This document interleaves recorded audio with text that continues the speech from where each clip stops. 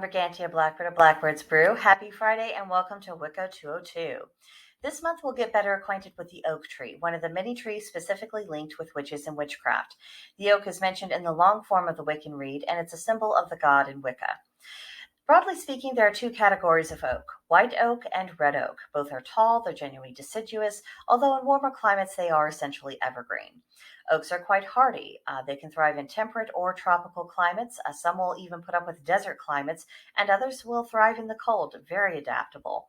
There's between 500 to 600 species of growing oaks, typically growing to 40 to 80 feet, depending on the species and the growing conditions. But there have been oaks that grew to exceed 100 feet, and they can live between 150 to 300 years. The oak provides acorns for many animals and insects to eat. Some will even eat the oak leaves.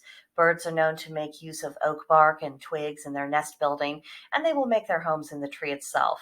The oak also provides ample shade for larger animals during the summer.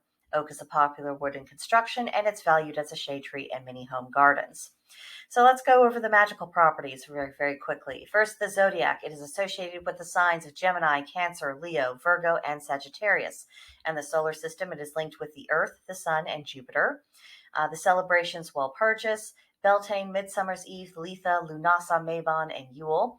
It's associated with full moon of December, which makes sense because of Yule, because that's when the Oak King takes over from the Holly King. It's associated with the day of Thursday. And also the runes Awaz, Yura, Radio, Thursaz, and Tiwaz, the Agam Juir. And the elements air, earth, and fire. Its energy is projective. It's associated with the sacral chakra, the number 13, and in tarot, the Emperor and the Wheel of Fortune cards. The urban garden, oak is linked with bluebell and also the magical beings of fairies, specifically to aid with the ability to see fairies. It's linked with the goddesses Artemis, Asherah, Brigid, Ceres, Caradwyn, Sybil, Demeter, Diana, Dawn, Fortuna, Hera, the Morgan, and Rhea, and the gods Aegir, Apollo, Ares, Balder, Brahma, Cronos, the Dagda, the Green Man, Hades, Helios, Janus, Jupiter, Mars, Odin, Pan, Perun, Pluto, Thor, and Zeus. The oak is associated with the animal kingdom of the boar and the wolf, the birds, woodpecker and wren, and the chameleon reptile.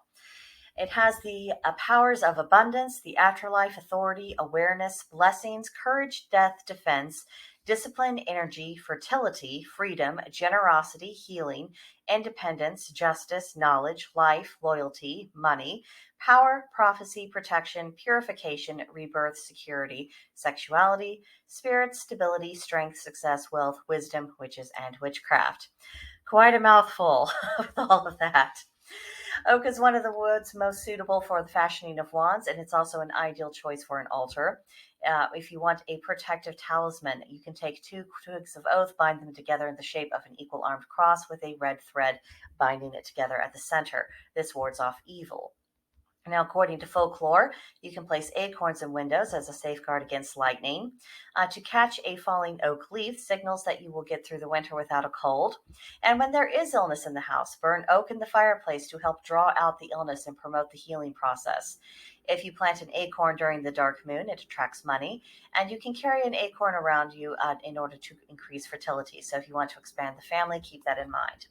So our homework for April 7th through April 14th, number 1, if there's an oak tree near to you, go pay it a visit if possible.